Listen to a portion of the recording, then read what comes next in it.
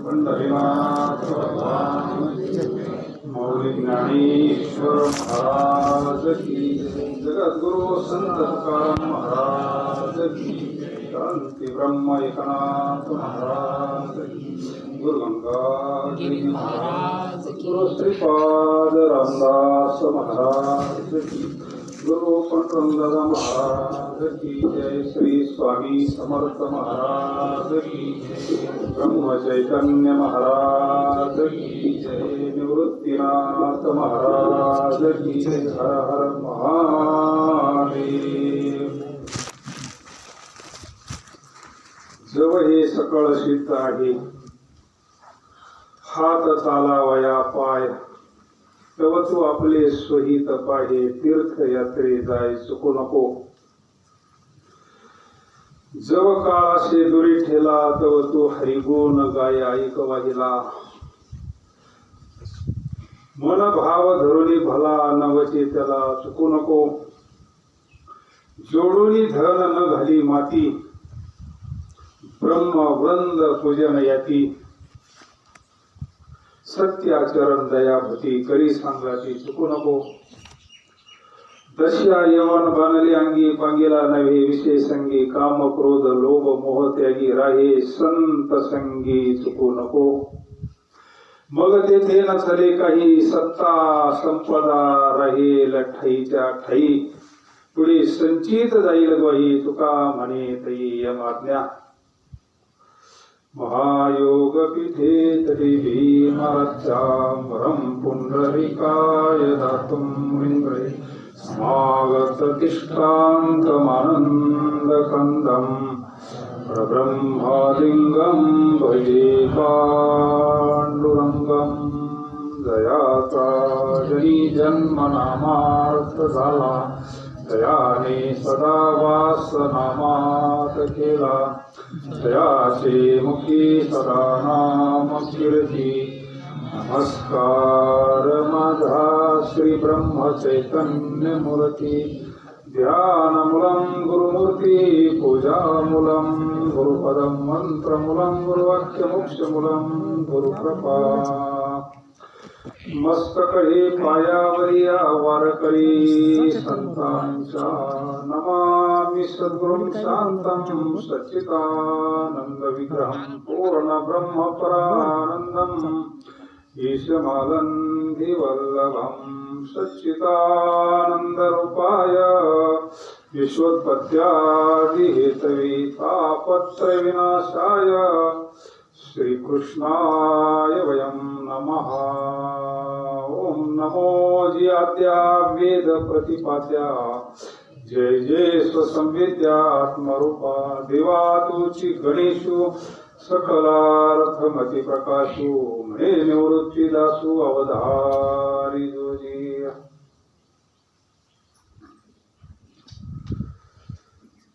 जव हे सकळ सिद्ध आहे हात चालावया पाय तव तू आपले स्वहित पाहे तीर्थयात्रे जाय चुकू नको जव काळाशे दुरी ठेला तव तू हरिगुण गाय ऐक वाहिला मन भाव धरुणी भला नवचे त्याला चुकू नको जगद्गुरु तुकोबरा या अभंगातून आपल्याला तीर्थयात्रेचं महात्म्य सांगतात वारीचं महत्व सांगतात वारी कशी करावी कोणत्या वयात करावी कशा पद्धतीने करावी आता थोडा वेळ आपल्याला अजून काही मंडळी येऊ राहिलेत प्रसाद येईल मग तसं बसण्यापेक्षा आपलं थोडं सेवा घडण आम्हाला सेवा घडण थोडी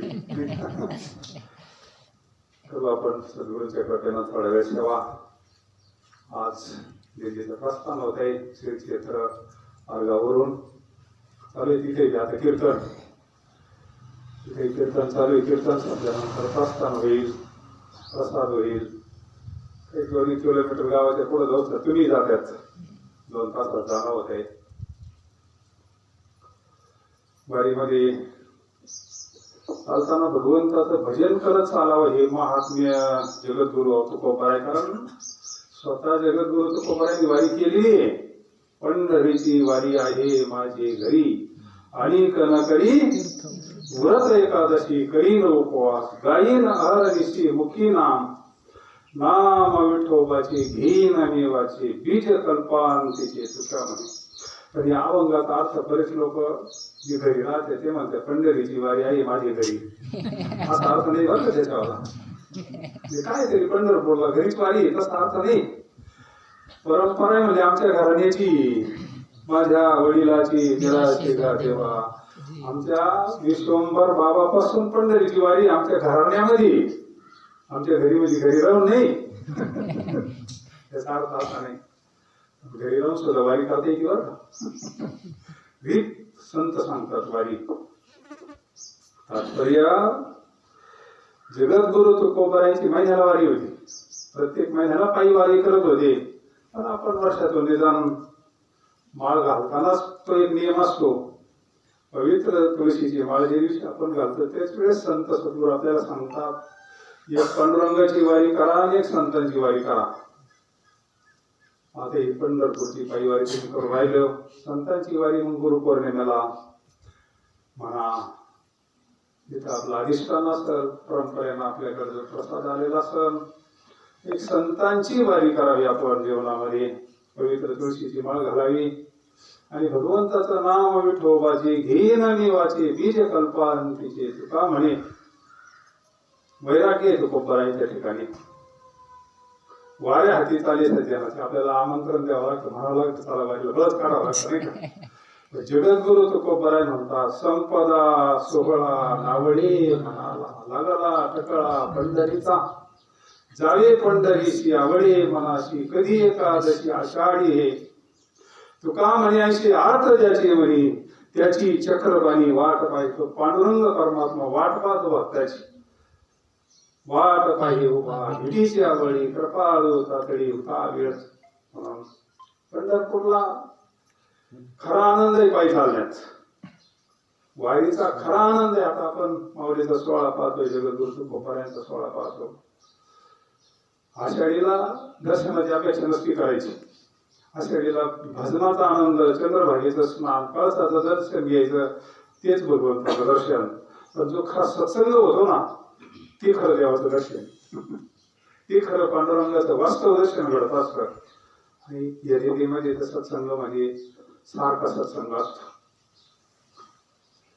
एखाद्या ठिकाणी नाश्त्याला थांबलं तरी छोटस प्रवचन होतं, म्हणजे फार ज्ञानदान होतं. जगद्गुरु तुकोबाराय म्हणतात ही वारी शरीर चांगलं आहे तोपर्यंतच होईल, एकदा शरीर थकल्यानंतर वारी होत नसती. जवळ हे सकळ सिद्ध आहे, शरीरही पाहिजे, बाकीची अनुकूलता पाहिजे, घरी राखण पाहिजे कोणीतरी नाही का. सगळं अनुकूल जर असलं, हात चाला वया हात, आता इथं हात म्हणलंय अगोदर, पाय नंतर म्हणलंय, हा घोटाळा आहे.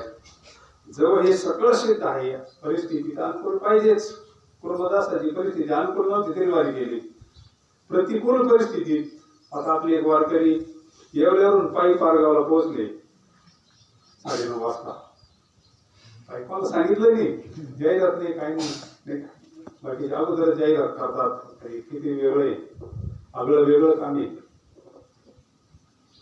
आपले शिवनाथ भाऊ पिंपळगावचे, मला काही कोणी म्हणलं, मला सांगितलंच नाही, म्हणजे फक्त घरच्यांना माहिती होतं का निघाले म्हणून. येवल्यावरून पायी निघाले, 200 किलोमीटर अंतर आहे पारगावचं. आज 9:30ला तिथं पोहोचले. त्यांचं काय अवरेज भेटलं जवळजवळ आम्ही हिशोब केला, ते जवळजवळ 50 ते 60 किलोमीटर चालले रोजचे पायी. आपली फेरी कुठं राहिली मग ते 40 किलोमीटर कमवतोय.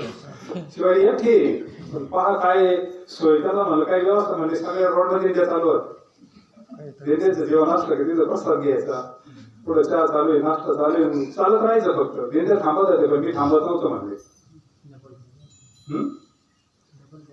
डबल रनिंग झाली ना, किती झालं तर 25 होती, ती 50-55 चालले महाराज.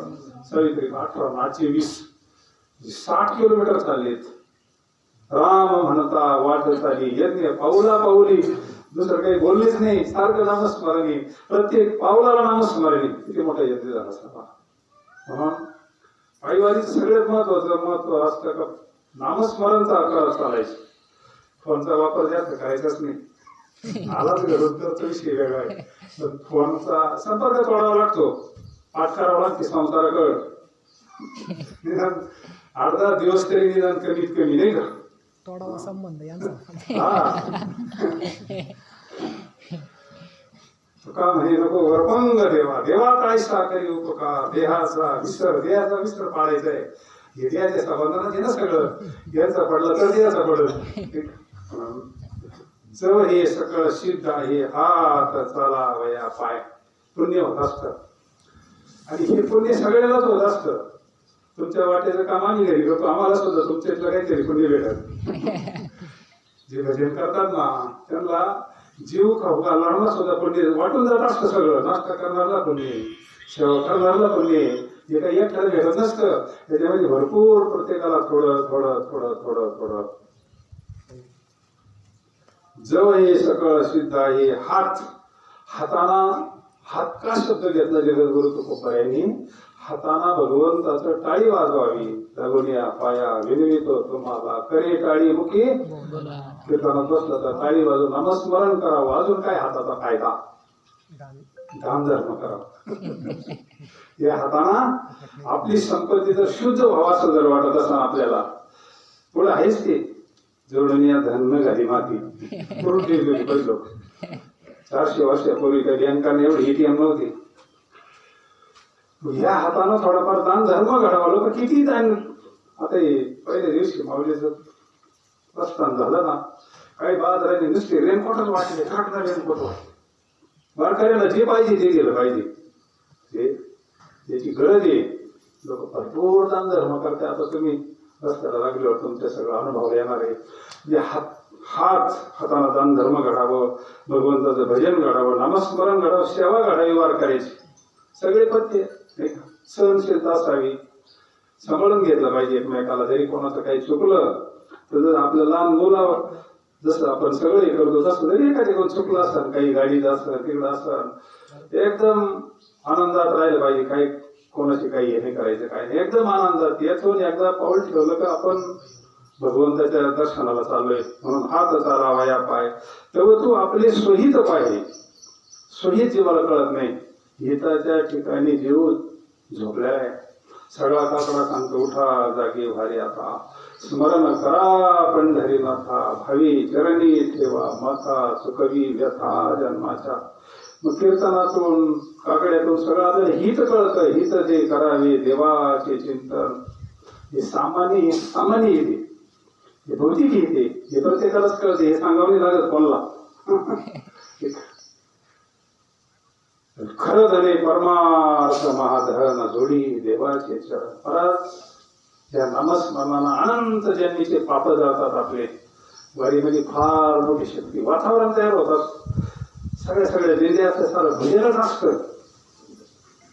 देव वसे चित्ती त्याची घडावी संगती, ऐशी आवडते मना देवा पुरवावी वासना. नुसतं भजन. एखाद्याला फोन करायचं म्हणलं तरी ते ऐकू येत नाही, घरचं भजनच ऐकू येत. म्हणून चित्त निर्मळ होत असतं. चित्त निर्मळ होण्याचं कारण पूर्ण झोपलं जातं. याला खरं स्वहित म्हणतात. मग पवित्र अंतःकरणामध्ये येऊनी गोपाळ राहे तेथे मग समाधान वाटतं. वारीहून आल्यानंतर काय वाटतं? अरे एकदम मोकळं वाटतं, शांत वाटतं, समाधान वाटतं, आनंद वाटतो. बोला किती सांगून काय नाही असं होतं का? अंतःकरण निर्मळ झालं, वातावरण असतं ते. म्हणून संतांनी हे मार्ग काढलेले. म्हणून प्रथम चरणात महाराज सांगतात, तीर्थयात्रे जायचं, तीर्थयात्रे सुखे जाऊ, वाचे विठ्ठल नाम घेऊ, आसंत संगे सेवू, वासुदेवा धनिवरी देव स्मरण करू, वासुदेव स्मृतीने तुटे रे बंधन, खंडेल कर्माचे वदन, वासुदेव जपताचे करू वसुदेव स्मरण. एकनाथ मला सांगतात तीर्थयात्रे सुखे जाऊ. सगळे सांगतात. प्रथम त्यांना सांगतात कशा करता तीर्थयात्रा आहे त्याचे पथ्य सांगितले. जोपर्यंत शरीर चांगलं आहे, जोपर्यंत सगळे अनुकूलता आहे, जोपर्यंत आपल्या हातात काहीतरी लागतच ना, काहीतरी 4 रुपये लागतात. सगळं जोपर्यंत आपल्या हातात आहे, जवळ हे सकळ सिद्ध आहे. हात चालावया पाय तव तू आपले सोहित पाय. तीर्थयात्रे जाऊ नको. एक साधन आहे तीर्थयात्रा. सगळे मंडळी तीर्थयात्रा करतात. तीर्थयात्रेला इतकी कामं होतात. आपल्याला अंतःकरण शुद्ध होतं. 12व्या अध्यायात सांगितलं ना, मोक्ष देऊन उदार काशी होय कीर तरी व्यसने लागे शरीर ते गावी. नाही का, काशीला मोक्ष आहे तर तिथं शरीर ठेवावं लागतं. हा संतांचा मोक्ष पाहणं नुसतं मोक्षाचा सुखी आहे भजनामध्ये. दुसऱ्या चरणात महाराज सांगतात जव काळ असे दुरी ठेला तव तू हरिगुण गाई वाहिला. मन भाव धरुणी भला नवचे त्याला सुखू नको. पण हे तातडी करावं लागेल म्हणले. करावी तातडी. याची काय गॅरंटी? पुढच्या वर्षी जाऊन, त्याच्या पुढच्या वर्षी जाऊन, पोरं मोठे झाल्यावर जाऊन, पोरांचे लग्न झाल्यावर जाऊन, सगळं सोयीला लागल्यावर जाऊन, याची काय गॅरंटी आहे का? त्याला भंगूर नाही. आज काय घडल ते घडल. आज करे श्वास, कल करे श्वास, आज करे श्वास. आधी बाबा म्हणायचे इस वखत निकल जाएगा स्वास्थ्य करेगा कब. माशी पंख पाकळे तव ये सरे. काय शरीराची गॅरंटी? जवळ हे सकळ सिद्ध असे. जोपर्यंत शरीर चांगलं आहे, काळ जोपर्यंत अजून लांब आहे ना, काळ ज्यावरती आपण श्वास चालू आहे त्यावरती काळ आपल्यापासून लांब आहे. जवळ काळ असे पण त्याला लागतं वैराग्य. आणि वैराग्य टिकत नाही. वारीत गेल्यानंतर वैराग्य प्राप्त होत असतं. मला जसं असेल तसं कुठे जपावं लागतं. जे भेटल ते खाऊन जपावं लागतं. हेच खरं वैराग्य साधूच. जैशी स्थिती आहे तैसा परी आहे. कौतुक रूप आहे संचित आहे. काळ जवासे दुरी ठेला तव तू हरी गुण गाय वाहिला. मग भगवंताचं नामस्मरण करायचं, ऐकायचं. भगवंताचं कथा कीर्तनामध्ये तेच असतं. भगवंताची गुण गायी नावडी हेच माझी सर्व जोडी. ललगे मुक्ती धन संपदा संत संग ही सदा. म्हणून दुसऱ्या चरणात मला सांगतात जोडोनी धन न घाली माती. पूर्वीचे लोक लई चिराट होते. खर्च करायचं म्हणजे पैसाच मोडीत नव्हते. मग ते काय करायचे, पुरून ठेवायचे कुठेतरी, मडक्यात ठेवायचे, कुठेतरी पुरून ठेवायचं. आणि अचानक एका दिवशी गेलं कधी धन राहायचं तसंच. आता कोणाच्या उपयोगित आहे सांगा बरं. आता बँकेची तरी पोरांना होती, पोराला भेटायचे बँकेचे पैसे.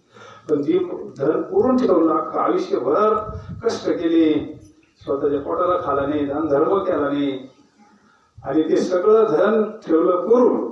आणि एक दिवस अचानक बोलवून आलं सगळं. मग ती तुकाराम महाराज याच्यात देऊन ठेवलंय. काय उपयोग आहे त्याच्यावाला? त्या धनाचा पण दान धर्म केला असता तर वर तरी निदान जागा चांगली भेटली असती, पुण्य तरी प्राप्त झाला असता ना.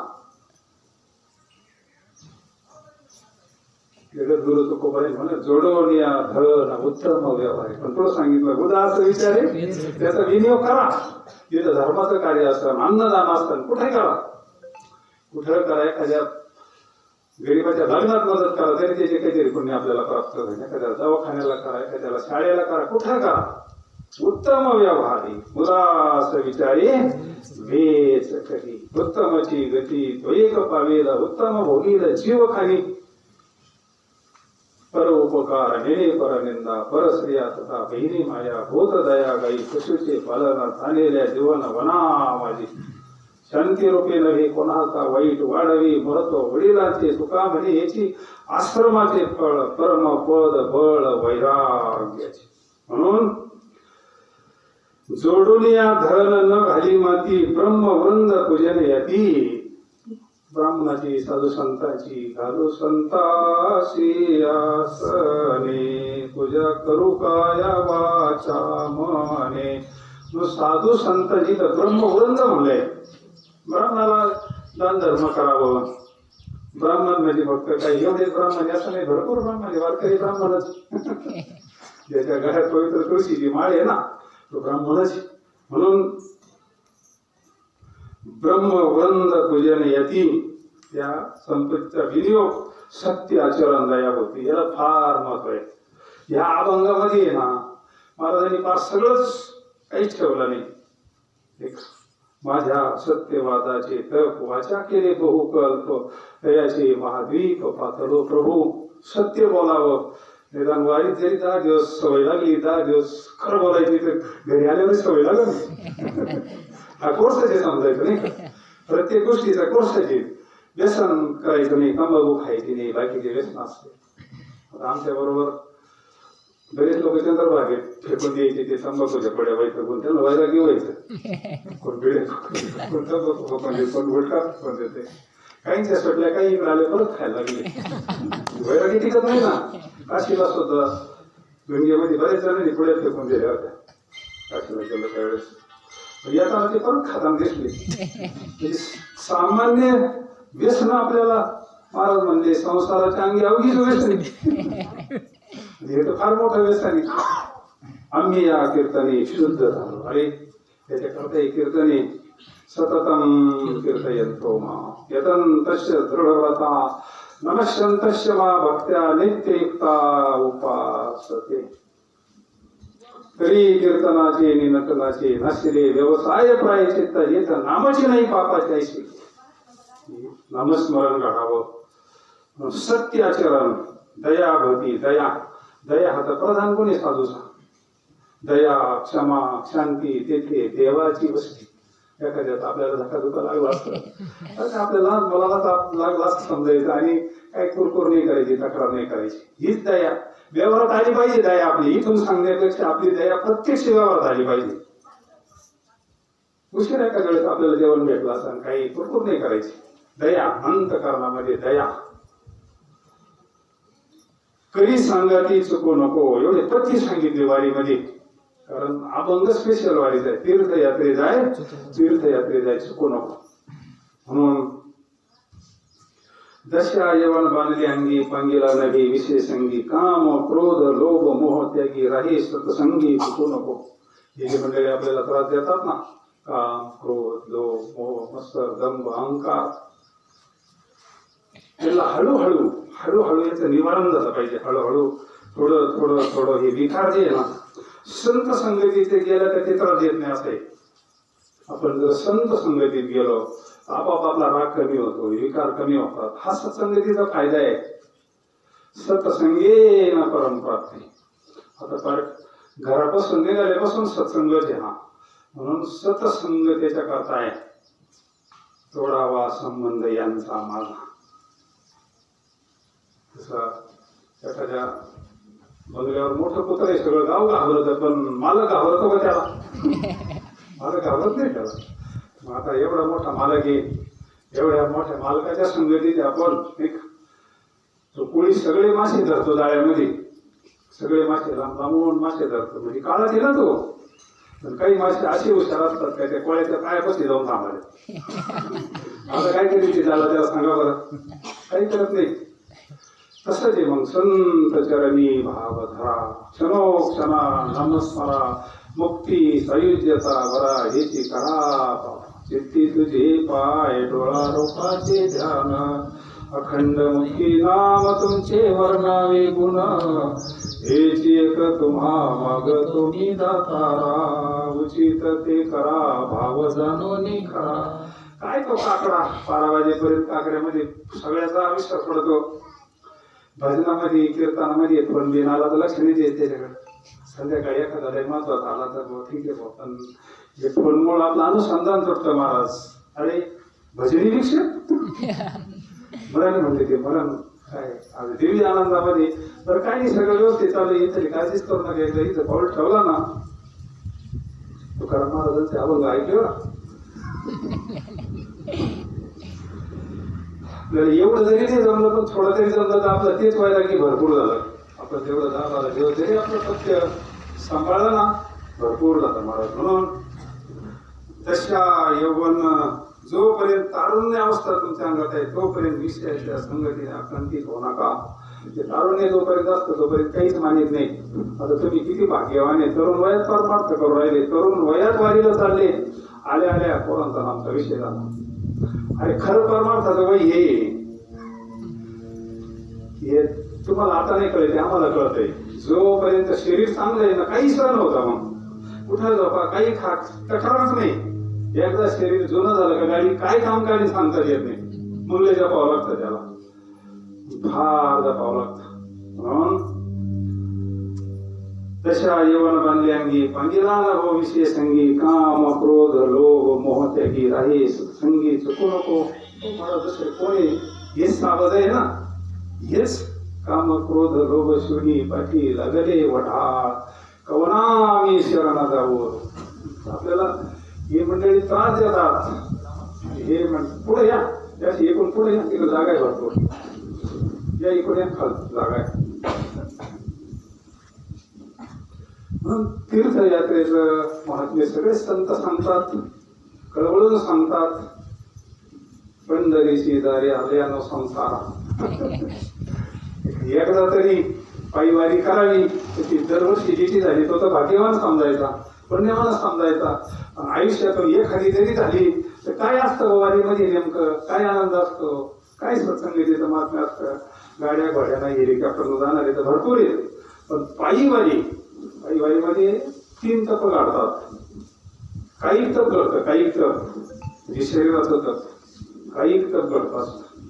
त्या शरीरातून काही दोष घडलेले असतात, ते दोष नवे नवे आपल्या शरीराला केस किती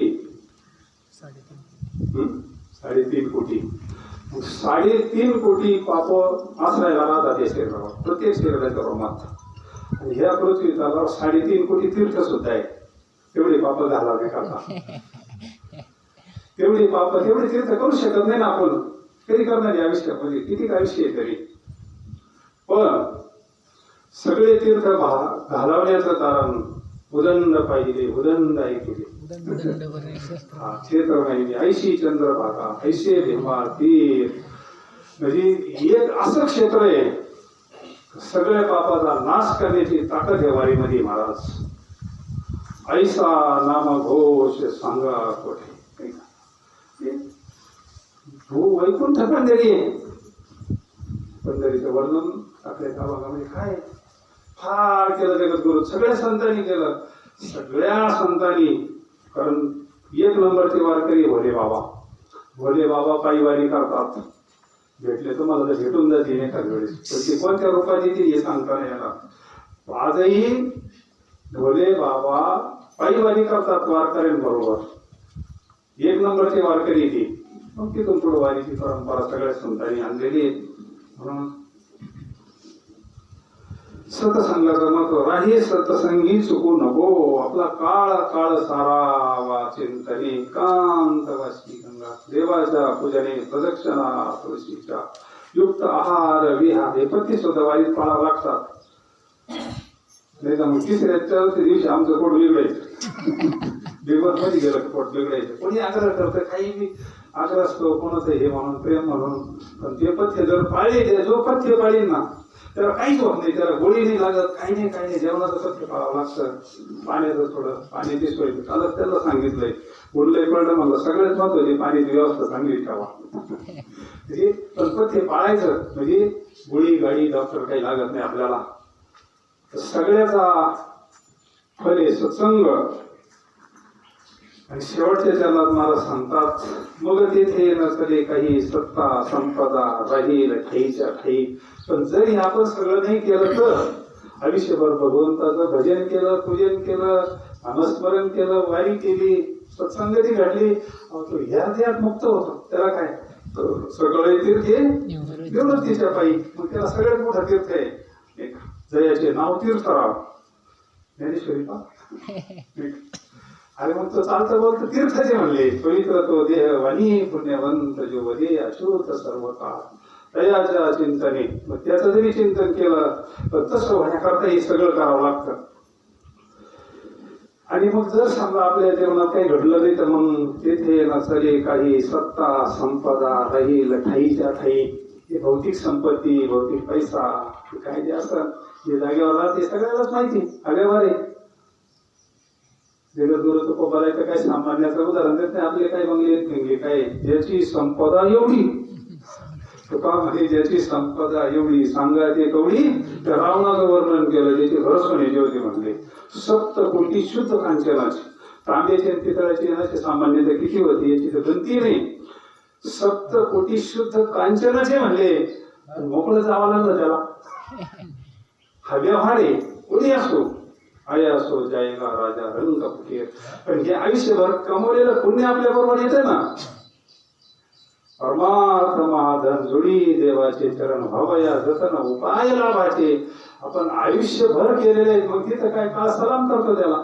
त्याच्याकरता शेवटचं चरण नाहीये. पण ज्याला आयुष्यभर परमार्थ नाही केला, नुसतं गुंडळून ठेवलं भरून ठेवलं आणि मातीत पुरून ठेवलं आणि तसाच गेला. मग ते ध्येय चले काही सत्ता संपदा नाही. मग ते चालत नाही. तिथे एकच बसेला चालतो. मग अंत काळीचा सोयरा तुका म्हणे विठू धरा. आता त्याची सोयरी करून घे. का म्हणजे तुला सोडविना कोणी एका चक्र पाणी वाचविना. नको नको मना गुंतू माया जाळी काळाला जवळी रसावया. काळाची उडी पडेल बा जेव्हा सोडविना तेव्हा माया बाप. सोडविना राजा दिशीचा चौधरी अनेक सोयरे. ते बाकीच्या कार्यक्रमाला उपयोग येतील. त्या काळाच्या तावडीतून सोडवणारे 2च फक्त प्रमाणे. तुका म्हणे तुला सोडविना कोणी का चक्रपाणी वाचून या. सत्ता त्याच्यावाली आणि माता पिता बंधू बहिणी कोणी न पवती निर्वाणी. इष्ट मित्र सजन सखे येतो सुखा. तुका म्हणे तुला सोडविना कोणी. इकडं म्हटलंय आणि माऊली तिकडं सांगतात सोडविना कोणी का सद्गुरु वाचवणे. एक सत्ता आहे. देहात असतानाच आपल्याला मुक्त करून टाक. मरण माझे मरुनी गेले मध्ये केले. हा संतांचा परमार्थ आहे. म्हणून भरपूर श्रवण घडतं ना.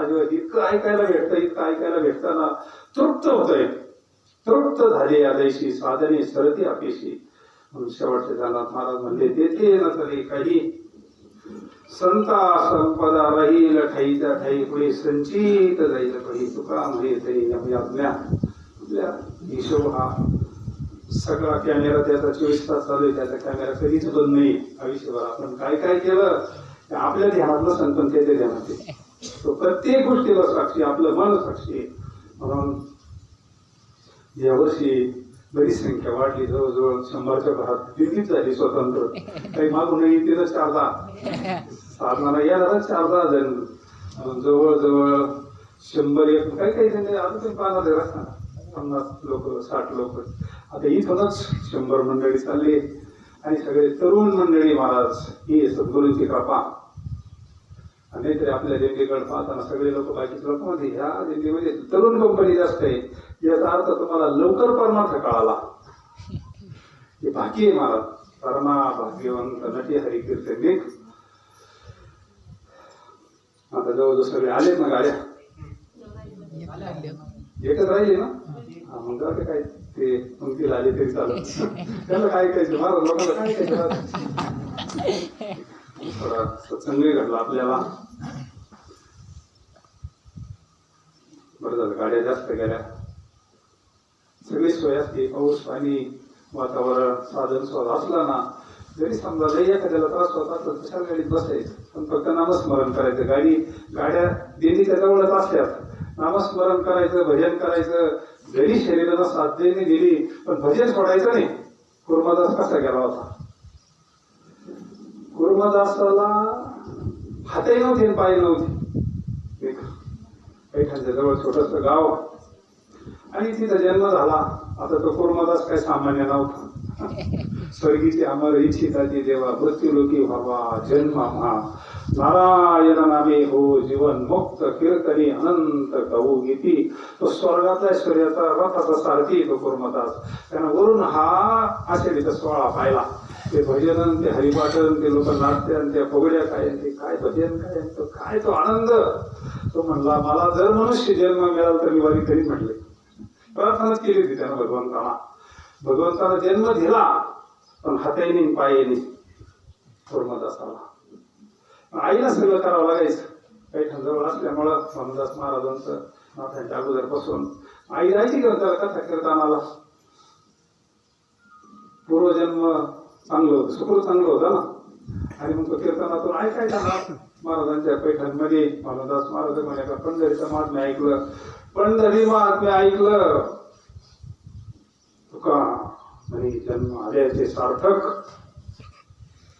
विठ्ठल कधी कधी या त्याला सांगितलं आई तू जाय म्हणले, आता मी वारीला जाणार म्हणले. तू कसं काय वारीला जाणार म्हणले? जाणार म्हणले, जाणार म्हणले. पंढरीचं महात्म्य ऐकलं, देह जावो अथवा राहो पांडुरंगी नाव.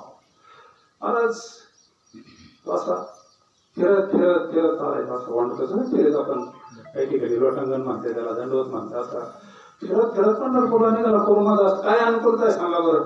आपल्याला तर सगळे अनुकूलता आहे महाराज. त्या कोरोनादासाची अशी स्थिती पाहिल्यानंतर तुका म्हणे यायची अर्थ ज्याची म्हणे त्याची चक्रपाणी. अर्थ काय फक्त पंढरपूर मध्ये येतात, तो सर्वत्र विठ्ठल देवी स्थळी भरला. अरे तो सर्वत्रच नाटलाय आपल्या रूपाला, तोच हे सगळा समस्त स्त्री वासुदेव. मग भगवान परमात्म्याला काय आता आपली सगळी व्यवस्था आहे, संध्याकाळची व्यवस्था आहे, राहण्याची व्यवस्था आहे, नाश्त्याची जेवणाची सगळी व्यवस्थेची काय व्यवस्था होती? भगवंताला त्याची व्यवस्था नव्हती, पण अवस्था होती. आणि अवस्था असली का सगळी व्यवस्था लागत असते महाराज. मोठमोठ्या दिंडीमध्ये सगळी व्यवस्था असते, पण अवस्था नसते. अवस्था नसते अंतकरणामध्ये जोपर्यंत तशी स्थिती होत नाही ना. कळिले दुरदिशी मला आठवण मनाची, नको नको हा वियोग कष्ट होता.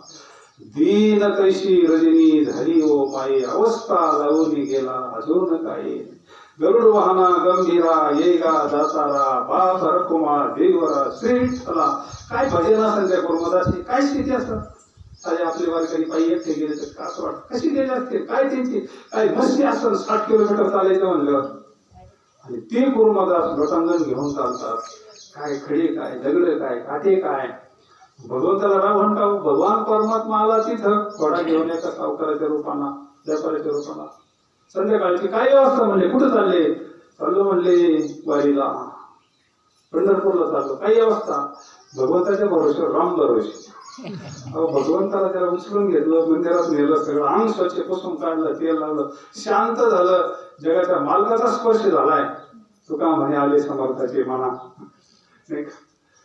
आणि मग त्याच्या बरोबर सेवक होता, स्वयंपाक केला, कुर्मदासांना जेवून घातलं, झोपी घातलं, मग जेवले. सकाळी उठले, निघाली दिंडी परत. प्रतिकूल परिस्थितीत कुर्मदास वारी करतोय.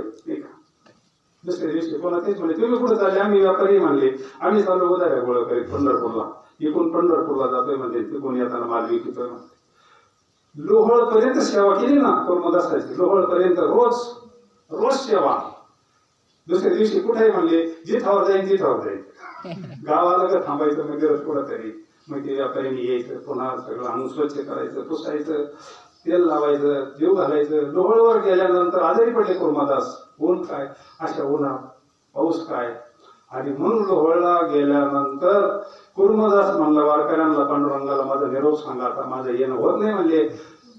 परवा आषाढी एकादशी म्हणले, आता माझं दर्शन होत नाही पांडुरंगाला. ज्यावेळेस तुम्ही दर्शन घेतलं त्यावेळेस पांडुरंगाला सांगा तुझा कुर्मदास वाट पाहतोय म्हणले. ते पांडुरंगाला सगळं सोडून दिलं, कुर्मदास का भेटायला आला ना. काय अंत करण्याची अवस्था असतात, काय स्थिती असेल कुर्मदासाची. लोहळला आल्यानंतर कुर्मदास फार एकदम निश्चित पडले होते. ज्वर झाला होता, ताप झाला होता, थंडी, शरीरामध्ये शक्तीच नव्हती राहिली. पांडुरंगानं स्वतः मांडीवर घेतलं कुर्मदासाला. मग सगुण स्वरूपात आले, मग मूळ स्वरूपात आले, चतुर्भुज स्वरूपात दर्शन केलं. सुंदर ते ध्यान वगैरे. कुर्मदास काही इच्छा म्हणले, काही इच्छा म्हणल्यावर तुझ्या मांडीवर मला शेवटचा श्वास घ्या, त्याच्यापेक्षा मोठी काही इच्छा म्हणले. आता मला तुझ्या मांडीवर भगवंत काही द्यायला तयार होता कुर्मदासाला. आता असा योग परत कधी येईल म्हणले. तुझ्या वारीमध्ये नामस्मरण करता करता तुझ्या मांडीवर तिथंच समाधी कुर्मदासाची. सगळे वारकरी अगोदर कुर्मदासाचं दर्शन आणि मग पांडुरंगाचं दर्शन. अशा प्रतिकूल अवस्थेमध्ये असे कितीही संतांनी वाऱ्या केलेल्या नाही का आजपर्यंत. आणि ती परंपरा आजपर्यंत जशीच्या तशी चालू आहे. आम्ही अशा दुसऱ्या वारीमध्ये जायचो, दुसऱ्या जिल्ह्यांमध्ये पण समाधान होत नव्हतं. प्युअर लिस्ट ऐकायला भेटत नव्हतं, इथे प्रेमाची मंडळी नव्हते. आग्रह केला थोडा, आपणच काढू म्हणलं दिंडी. ते मंडळी थोडी घाबरायचे. सगळं सांभाळित आम्ही. ते माळेवाडीची कंपनी तयार झाली, दिवाळी सुरू झाली. तर आतापर्यंत एकदम आता तर 12 वर्ष वाटतं तपोपूर्ती सोहळा. फार आता सगळी सोय झाली, अनुकूलता. दिवाळीचे रोप लावी द्वारी त्याचा विरू गेला. हाच मोगरा फुललाय, सरपंच मोगरा आहे. फार दिव्य सोहळा असतो. म्हणून सगळ्यांनी नामस्मरण करायचं, चालायचं. चालताना थोडं हायवे असतो, गाड्यांवर लक्ष ठेवायचं. आता काही तरुण मंडळी यांनी थोडं काही नाही, दुसरी काही सेवा पण काही महिला मंडळ कोणीकडे रोडून पळते, लगेला इकडे पळ, ट्रॉफिक येते, गाड्या स्पीड मध्ये असतात. काही झालं तर मग जबाबदारी माणसावर रात्री त्रास होतोय. नियोजन करणाऱ्या मंडळींना पथ्य पाळायचं. आपल्याला जायचं आहे ना, सांगून जायचं का आम्हाला इकडे जायचंय, तिकडे जायचंय, साईट पाहायची, गाड्या पाहायच्या. त्या प्रत्येक जणांना हे पथ्य आपण सांभाळायचे असतात. कोण प्रत्येक जण त्याच्या भरणाच्या आनंदामध्ये कोण लक्ष देईल तरी, परंतु बाकीचे चौकदार वगैरे असतात. हायवेला गाड्या जोरात चालतात, काही काही ठिकाणी रस्ते छोटे असतात. एकदा हायवेला पुढं लागल्यावर गर्दी असते, टेंभुर्णीच्या पुढं. सगळं व्यवस्थित आपलं सांभाळून चालायचं, सगळे तथ्य पाळायचे. तुमची सगळ्यांची वारी चांगली व्हावी, तुमच्याकडून भगवंताचं भजन घडावं, वारकऱ्यांची सेवा घडावी, अशी तुम्हाला सगळ्यांना शुभेच्छा. आणि समर्थांच्या चरणी, सद्गुरूंच्या चरणी, पांडुरंग परमात्म्याच्या चरणी प्रार्थना करू. झालेली सेवा माऊलींच्या चरणी, जगद्गुरु तुकोबारायांच्या चरणी समर्पित करू. पुंडलिकावतारी श्री ज्ञानदेव तुकाराम पंढरीनाथ भगवान की जय. माऊली ज्ञानेश्वर महाराज की जय. जगद्गुरु संत तुकाराम महाराज की जय.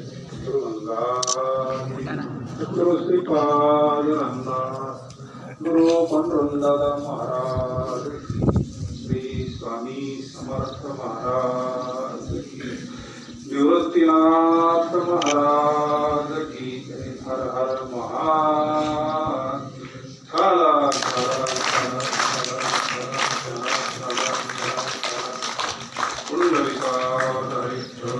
श्री ज्ञानदेव तुकाराम पंढरीनाथ भगवान की जय.